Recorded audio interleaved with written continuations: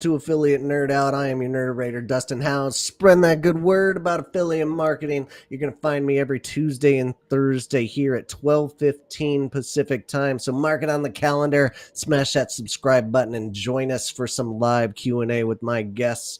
My guest today is Jordan Hoffman over at Redditas. He's the CEO and mastermind behind their affiliate network that specializes in B2B affiliate marketing.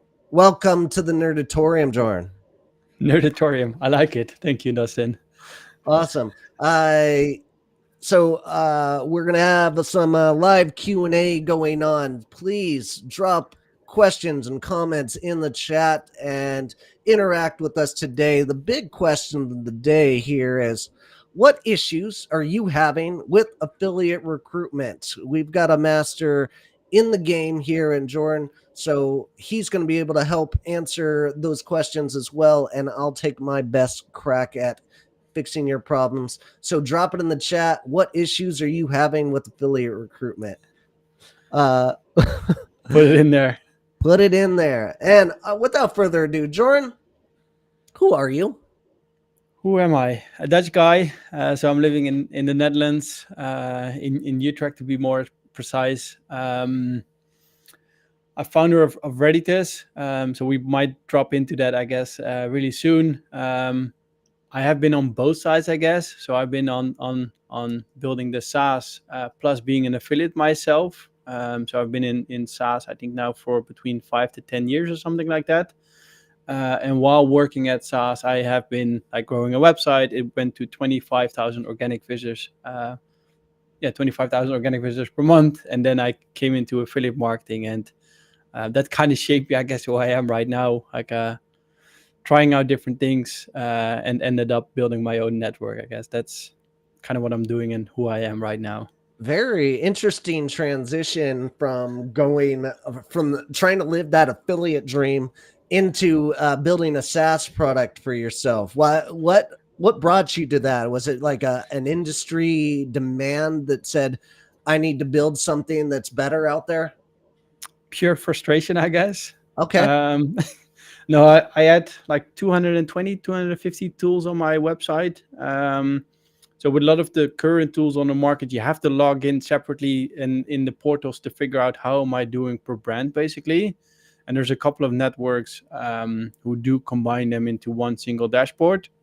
But what like I experienced myself is that I stopped logging into all these separate portals to figure out how am I doing. Because if you have like 50, 60 different logins at one point, you stop doing that. Mm-hmm. And then with the companies I had in the networks, I did not trust the data. Like there was something off. I could just not figure out what it was. I contact support a lot of times, but you only get a response after 48 hours, 72 hours. So I had conversations in a matter of weeks, I guess, to figure out like what is going on. So at one point I got so frustrated that I just said, well, why don't I just build it myself? So that's, I guess, how it all got started. Oh, fantastic. Well, great story. And if you'd like to be a guest and come be on the affiliate nerd out, get in Jordan's seat, go to dustinhouse.com/nerd and drop a topic that you'd like to talk about. Jordan, your profile is in this live event. You can also ask any questions you want on the chat here. Let's talk about Redditas and let's start off with the name origin. How did you come up with this name and this logo? I'm digging this branding you got. Nice. So let's start with the name, I guess. Like the most obvious route would have been if we had something like affiliate partner or anything in the name, right? That would probably help also with SEO. I looked into that. I think at the working title was something like that when we built like the early MVP, but then it didn't really sounded that great. I guess it was more for SEO purposes why we could have picked that name. So I ended up like doing a lot of Googling. I have not had one Latin class or anything like that, but Redditus basically means income in Latin, and it also means recurring income. So that's how we got the name basically. So it does have a meaning.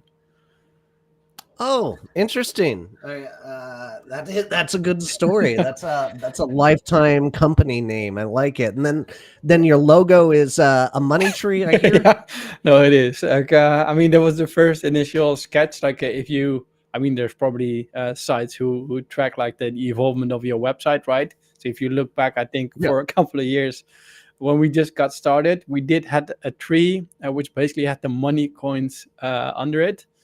So now we do it a bit differently. Like we say, we're the network. The tree is basically the SaaS, and then the branches are the affiliates, and then the leaves are the referrals. So it still has a meaning, but All right. we dropped the money coins. Like All right. Awesome. Love it.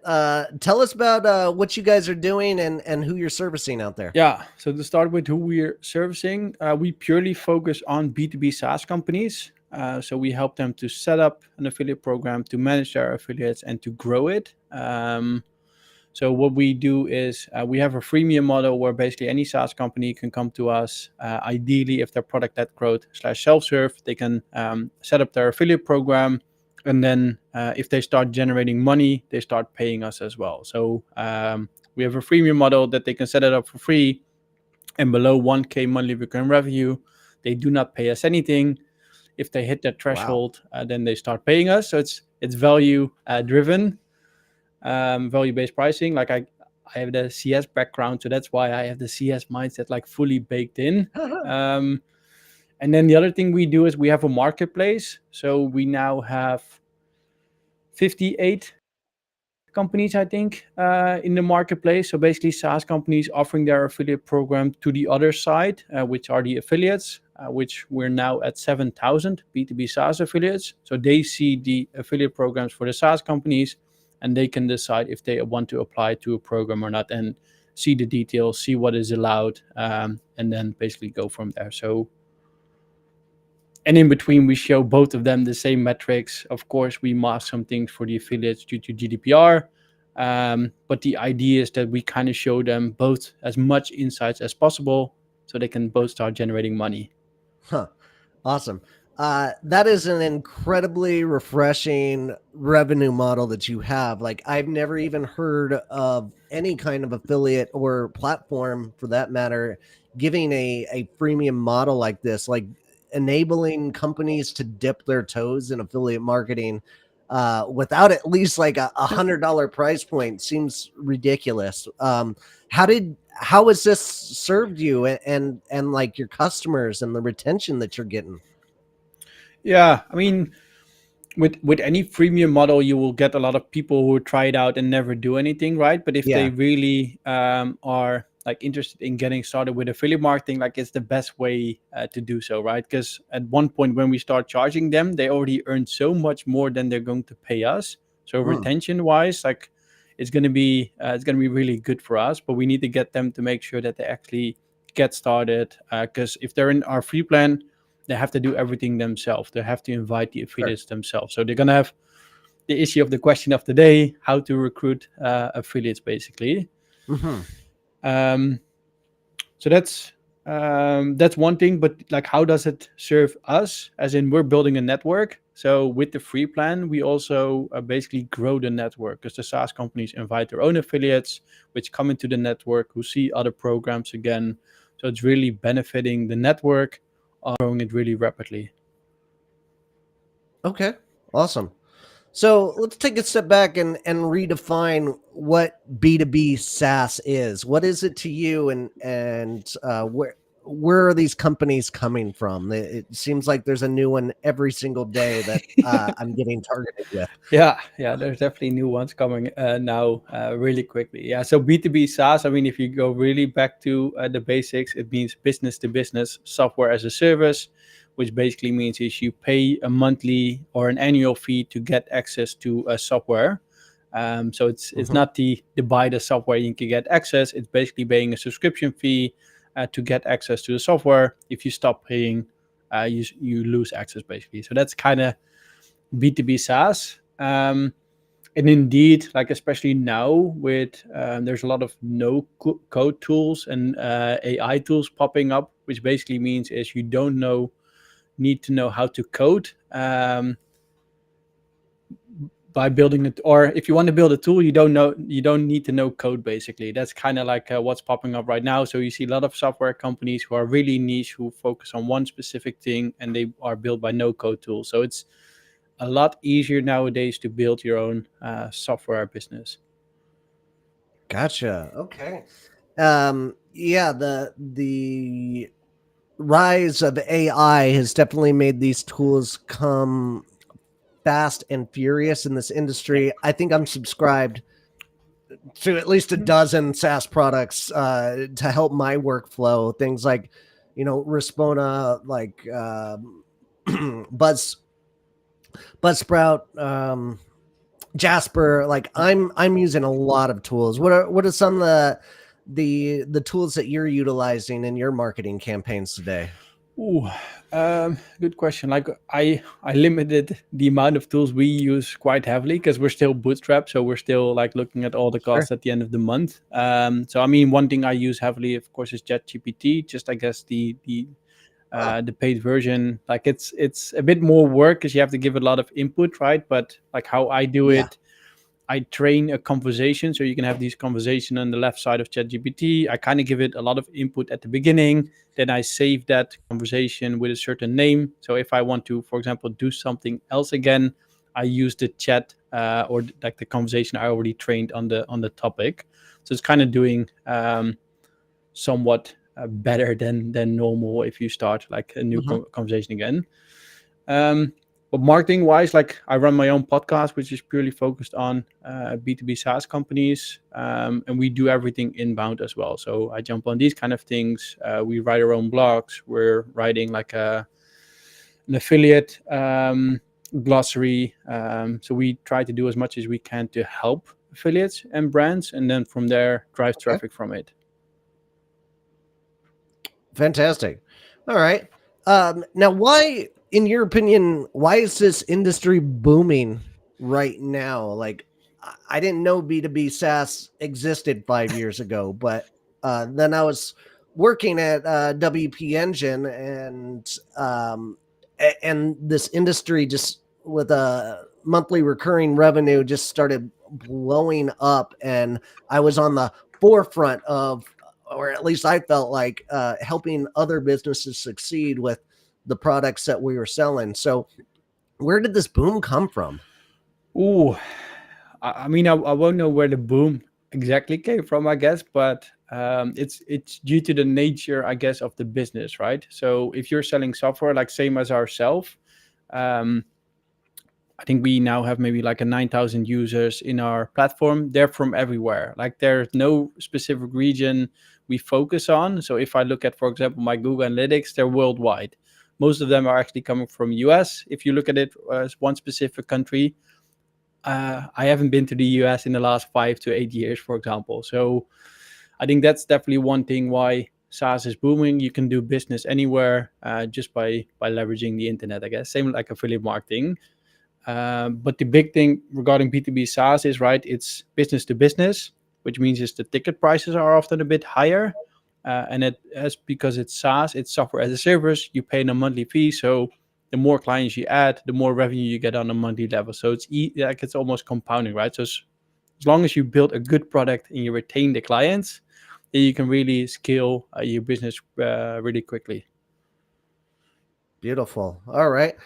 Um, and what seems to be like the industry trends for B2B SaaS? Like, I like to say that retail, you need to hit a certain threshold of revenue coming in through your website on a certain month, but I put that threshold at a much lower price point for B2B SaaS products that I work with.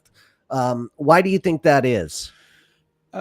Because like I think in SaaS the biggest challenge is to get, for example, the 10K monthly recurring revenue, and it takes a lot longer. With a website, you might just run a lot of ads and then already get big revenue. But I think like with subscriptions, as in as easy it is to start them, it is often as easy to cancel them. So having Okay. that bare minimum is definitely a good point to make sure that they have built a good product, that they have social proof, that they have case studies, that they know who their ICP is, that they ran digital ads themselves, so they know the conversion rates. So I think like what I always say is like often try to have at least 10K monthly recurring revenue before starting an affiliate program, because otherwise you're asking somebody else to sell your product, but you haven't really sold it yourself yet. So because it's business to business, people do have to spend more money, right? It's not a one-off purchase, what people are doing. That's a really good point, and that brings us to our question of the day: is like, what are you struggling with in recruiting affiliates?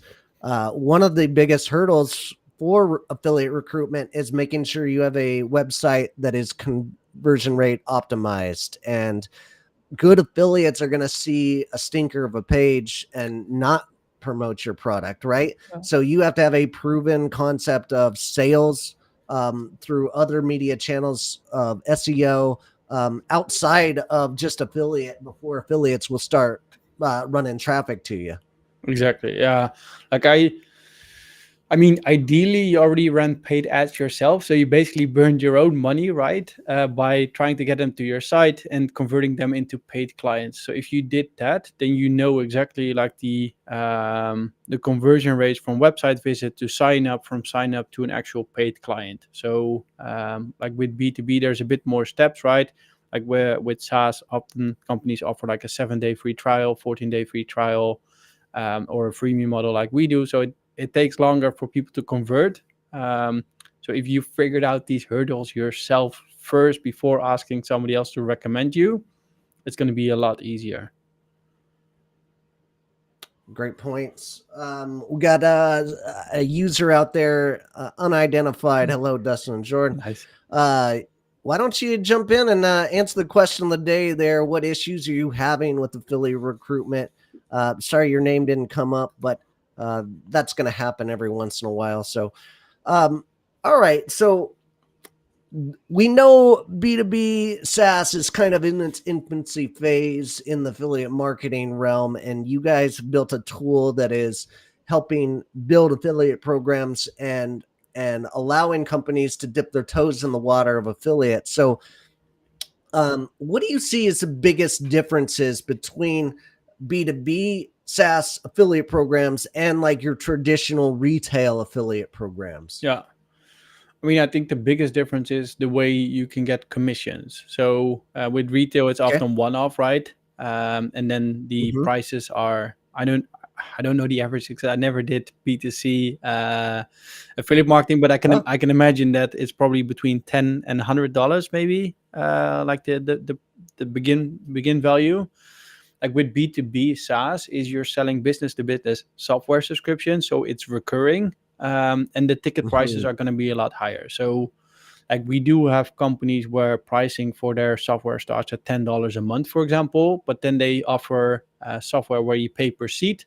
So even though maybe somebody starts with $10 a month, they're easily able to upgrade that subscription, which means your commission is going to go up as well. So a lot of SaaS companies have like land and expand, where they just want to get a client in and then expand it with seat, upgrade their account, and you're going to benefit it from being an affiliate as well. So again, I guess like the biggest difference is the amount of money, and I guess like the interval you can earn money is going to be a lot different. Like it will be harder sales to do, as in you will need to educate people on the actual product. Like ideally, you already used it, and you give them like really advice on what kind of product would they start using. But if they start using it, like there's companies out there even on our marketplace which offer lifetime commissions. So as long as somebody keeps using a software and they keep paying for it, you can earn commission for that. So the potential is going to Mm-hmm. be a lot different. So it could be like a compounding revenue channel for affiliates. Awesome. And you bring up a good point there. Those companies that are in this space, they have a big decision when they're doing the strategy and creating an affiliate program in that B2B SaaS space. What's a good strategy for companies to be looking at? Hey, do I make a flat CPA for my affiliates, or do I do some kind of eternal rev share? And if I do a rev share, do I do it for a lifetime value of the customer, or do I cut it off at 12 months? What's your strategy, and what do you tell people that come in and build their affiliate programs? Yeah, I mean, I would do rev share just, I guess, to avoid any kind of fraud. Because if you do CPA or of Oh course yeah. per lead or anything like that, it's really easy to work fraud in the hand, I guess. So Mm-hmm. we don't even offer that model at the moment within our platform. What, the CPA model or rev share? CPA, like I mean, I call it, I guess, cost per lead. Like I often refer CPA, cost per action, as in there has to be an action, so there has to be a payment being done. I refer it, but I guess like the cost per lead, the actual sign up, like we do not calculate commission for that or give any fee for that. So Okay. I guess that the answers, I guess the first question, rev share, I would go for that. And then how to look at it, you can look at it from two ways. Like SaaS companies always look at customer acquisition costs. So how much does it cost me to acquire new clients? And then they run all these marketing channels, and they probably would know already how much it costs with all the different marketing channels. So you can basically Mm-hmm. look at like, okay, well, how much does it cost right now? And how much are we willing to pay, I guess, the affiliate? So with every marketplace style we have, if you click on it, it's publicly available. There's a little calculator there where you can basically enter your average revenue per account on a monthly level. Then you can say, okay, if I give away 20% commission for 12 months and somebody gives me 10 paid clients, how much does the affiliate earn? So in that case, it's really Mm-hmm. easy to see what is the carrot for the affiliate if they start referring us, Yeah. and would that be worth their while? Like, so there's, yeah, I guess to conclude, there's two ways. Looking from the affiliate point of view, do they actually earn enough money to be referring you? And then on the other hand, look at your customer acquisition cost, and is it in line what you're going to offer the affiliate? Yeah. And what's a good way to calculate that? Like, first off, I think the important metric here is what your profit margin is as a company, right? Like, if you're getting, if you're every sale you're getting 60% profit margins, which is not unheard of for a B2B SaaS. How much can you give away to the affiliates and still be profitable? And um, creating a rev share model that is beating out your other marketing channels is important. I think that's one of the biggest benefits of having an affiliate program over spending a ton of money on paid media. But um, how do you help people like find that sweet spot of what their base commission rev share is going to be? Yeah, I think, I mean, it at the moment we do, I think, a lot of like basically calculating how much can an affiliate earn, just because it's like you can do a lot of calculate, because SaaS loves data. SaaS loves to calculate Okay. things. So if you look at SaaS, like a metric, for example, is customer acquisition cost versus lifetime value, and then it also have to be like you need to earn like 3 times or 5 times more than you actually pay to acquire a new client. If you look at all the, I guess, the SaaS metrics, then probably the affiliate is not going to earn that much. So like if you look at the minimum, as you ask, like I would always look at how much can an affiliate earn when they start referring you, and then maybe even ask yourself, would I be referring myself if I could earn this amount of money basically by referring the SaaS company? So I would look at it from the affiliate perspective, because if they're not it's not good enough, then why should they start referring you in the first place? Yeah. Great. I mean, you have to have that carrot to dangle, absolutely, and it has to make sense to you financially. And everybody's got their own initiative, I guess. Like maybe it's users acquisition. You're trying to build that number up, and you can give away a little bit more if you're trying to sell the company for as many users as or you have a super sticky product that the lifetime value is going to be really long. You Yep. can give away a little bit more with the rev share. So um, Exactly. those are great points. What about the differences between like B2B SaaSes that are like an enterprise level that cost thousands of dollars per month in comparison to like something that's a very simple tool that helps grow a business that has like a $20 price point per month. Like, how do we define those realms and build affiliate programs accordingly there? Yeah, I think like what where we focus on, for example, is the pricing. I guess between, let's say, like a $10 to $20 until like 1,000. Because if it's 1,000 plus per month, then often you go towards that enterprise. But like what that often also means is that the sales cycles are going to be different. Like Mm. you can purchase a plan without talking to somebody still for $1,000 a month with some tools. But if you have to like go through the enterprise route, it often means is the entire flow changes. So instead of sign up on a website, you will have book a demo. Instead of then creating an account, you would go into the CRM system, and then a salesperson will follow up on you. And then instead of closing, I guess, or like paying within 30 days, it's probably going to be like 3 to 6 or 9 months, for example. So there's a lot more money to earn, I guess, within the enterprise realm, but then it's also taking a lot longer. So, are you willing to wait as an affiliate for somebody to close after 9 months? So, what you typically see then, if the deal sizes go up, you go more towards like the partner marketing, where they Mm-hmm. sometimes like do a little bit more work. They maybe even help with the integration, and then they do get a rev share. But like the typical, I guess, affiliate marketing model, like how we build it, like I want to track everything without human intervention. So I want to do proper business for the affiliates. So we have the SaaS companies connect their payment platform. They need to install our tracking, so they can't manipulate the data. If you go more enterprise, things happen in the CRM system, invoices being sent, they might change emails. It's a lot more fault error, I guess, or how do you say it in English? Like what more faults can be made, I guess, or like mistakes can be made, like Oh, okay. intentional or not. And that's why we focus on like a fully automated flow. Gotcha. Okay.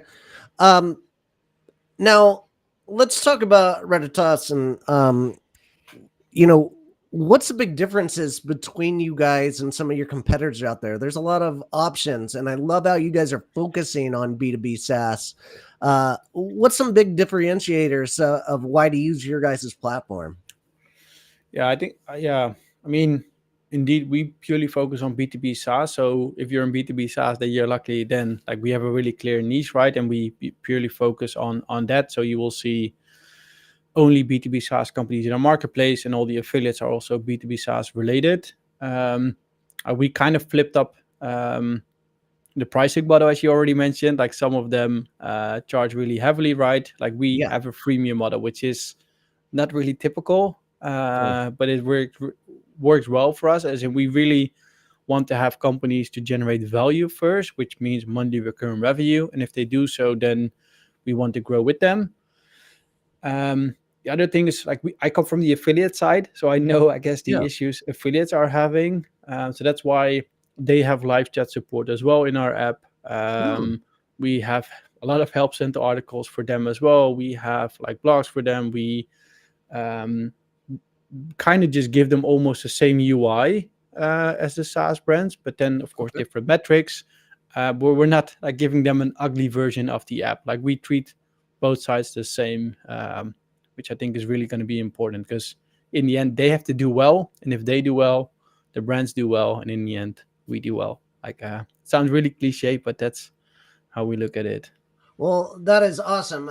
And so few affiliate platforms out there uh, really consider the workflow of the affiliate as much as their advertiser. Advertisers are the ones making them the money, right? But so I love how you put your hat on as an affiliate and built this thing so that affiliates can have a good user interface that is easy to navigate and easy to use. And you guys have integrations with cool affiliate tools like we can track and um, Affiliate and things like that to where you can have a little bit more robust information on the products that you're promoting? Not yet. Like I think you had John Okay. from Statron last week on the podcast. Like Yeah. we talk regularly. Like we have been talking about an affiliate API. We purely have a SaaS API at the moment, Mm. but there hasn't been that much request, I guess, yet. So either we Oh, do, I guess, like good metrics already within the app, or they might not be as sophisticated as the B2C side yet. Um, so as soon as we get requests, like we will build something. As in, it's pretty like simple for us to send the data somewhere else if needed. Like, but for now, we haven't received any request like this. okay. Gotcha. And speaking of affiliates, where can we go find B2B SaaS affiliates? Where are they hanging out? Like, is this in a forum? What's the best way to get a hold of these folks? Yeah, that's a good question. How to find B2B SaaS affiliates? I mean, if I might jump the gun, I guess, on the question of the day, I guess, a little bit. But for example, if I do recruitment for some of our clients, which basically means where do I find B2B SaaS affiliates, Hmm. is I kind of look at like who's already referring a competitor of our clients, for example. So Okay. basically, just by looking in tools like SEMrush or Ahrefs, like what are the backlinks of the competitors of our client and which ones are using an affiliate link, and then can we recruit them as B2B SaaS affiliates for them as well. So I don't know if they really use a forum, a network, or anything like that. In the end, if they're good, we want them to get them into the Redis network, and we will build something soon where you can search them and recruit them. Um, but for now, like recruit them yourself, I guess. Okay. Gotcha. Kristen Big Times Evans says, if you build it, they will come. Yes, that's a baseball reference. Do you understand that reference? No, well, we play soccer here, or we call it football, but I have to call it soccer, I guess, today. Yeah, absolutely. Uh, that's an old movie reference from the '80s. It's called Field of Dreams. It's a classic here. Nice. All right. So where do we find affiliates?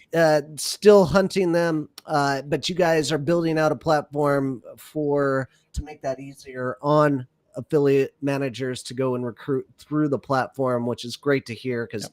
I feel that's super necessary for every network to have that component of it to make the life of the affiliate manager a little bit Yeah. easier. Yeah, and especially like using the data which the network has, right? So as a program manager, you kind of want to know, okay, well, I see that they're this person, they have this website, but do they have the traffic they say they have? So really have them connect Google Analytics. And what did they already do for the other programs in the network? Did they already generated paid referrals? How much money was related to that? So if you're able to show those kind of metrics, then you know as well if this is going to be a good affiliate or not. Gotcha. And one place that you should be tracking with all of these affiliates that you're bringing into the program is one of our sponsors of the day. It is BuzzStream. Every affiliate manager needs a good CRM and tools to help them recruit partners. BuzzStream is one of those complete tools that I personally loved using through the years. Their partner management and recruitment platform is end-to-end solution, enabling you to discover partners, vet them, discover metrics that you're looking for, find contact info, send the outreach, and manage those campaigns efficiently. The teams that use BuzzStream save huge amounts of time and mental bandwidth. With BuzzStream's advanced CRM capabilities, growing relationships, and managing your team is never a chore. So go check out BuzzStream. They offer a free trial, onboarding assistance, and customer support for all their plans. Go to dustinhouse.com/BuzzStream and find out more. That is dustinhouse.com/BuzzStream. All right, so switching gears into affiliate marketing trends here. Tell me, what are you seeing out there as one of those biggest trends that's happening right now? I think, I mean, biggest trends, especially to B2B SaaS, I guess, is that a lot more companies embrace affiliate marketing. As you mentioned, it's pretty Mm-hmm. newish, and it's a really cost-effective way for SaaS companies to grow it, basically, because you only pay something when you already receive the money, right? And especially within SaaS, if you pay 20 or 12 months or 24 months, but your lifetime value is a lot higher. It's a really cost effective way. So I think people look at it more as a growth opportunity, where I think in B2B SaaS it was always something as in, there's a lot of fraud happening in affiliate marketing. This is not Mm. working for B2B SaaS. Like, I think now people are really understanding, hey, it does actually work, and we can leverage somebody else's network. And I think also, like, you see a lot more affiliates or people leveraging that network to get into affiliate marketing. Like, how easy is it nowadays Mm. to start a newsletter, for example, towards product managers. Like, I've seen cases where one guy has like 100,000 subscribers on his newsletter. He's still working full time in a normal job, but he basically recommends software companies in his newsletter, and he's making a side hustle by doing so and by sharing his knowledge. So I think both sides are like really picking up and seeing the potential of this pretty relatively, I guess, channel within B2B SaaS. Oh, great points. And I think the concept of B2B SaaS companies, um, having a lot of fraud with lead generation is this kind of move into that rev share where you're releasing some of that tension of fraud capabilities out there, and tracking's getting better, more dynamic for affiliate managers to dig into, making it easier for you not to run into those fraud problems. And as long as you set up your program in the right sense, in the right way, you can avoid most of those problems. But uh, great point on like lead generation is kind of making its way out, uh, and not as popular as RevShare today. Yeah, I mean, Um, we do have some deals we close for clients where we do CPL, but then we always do like a hybrid deal. So we do a okay. smaller CPL fee, but then they also get commission, for example. So we might give Oh, away in total more, but like we do it because we want to term partnerships then for them. And ideally, the publisher at one point drops like CPL fee and then go fully for commission based. But if you want to get mhm. somebody in, you kind of have to give them something, right? If they already have the traffic you're looking for. 100%. And that just goes with experience in negotiating and figuring out which levers and carrots to dangle, levers to pull, carrots to dangle. All right. What about the future of affiliate? What's next? What do you see coming up next? Um, like what's coming? I mean, it all comes down with I think like quality and a lot more insights. I think you covered that last week as well, where like as you mentioned, both of the sides want to have a lot more insight in what is working. Mm. So it's not just sharing an affiliate link anymore on your blog, like, right, but it's actually which one is doing well, which one is driving the traffic, but which one is actually converting paid clients and in the end making money. So I think that's become at least on the B2B side, and especially SaaS, it's becoming more sophisticated, I guess, even though Sure. B2C has it like really well laid out. Like I looked at platforms on the B2C side and I was like, oh yeah, this is really nice. It goes really in depth, where B2B was still like pretty, I guess, like the baby in a way, or like the child where we're just playing around. And I think that's really nice, where now because the stakes are higher in a way, subscriptions are higher, it's rev share, it's longer period. So I think that's really nice to see. And like I Oh, think also, yeah. absolutely, absolutely. All right. And you're an entrepreneur out there. You moved from being an affiliate and now you're like building your own SaaS products. What any lessons or tips you want to share with those young entrepreneurs out there in that SaaS space that might need some help and guidance? Yeah, I mean, if you're in SaaS, I always thought like, I mean, I worked in a SaaS before building my own SaaS. So I think I worked in the SaaS startups like 3, and then like for 5 years, 6 years. So I thought I would know like, okay, well, I'm just gonna do this, and I have this doer mindset where I just like think I'll build it.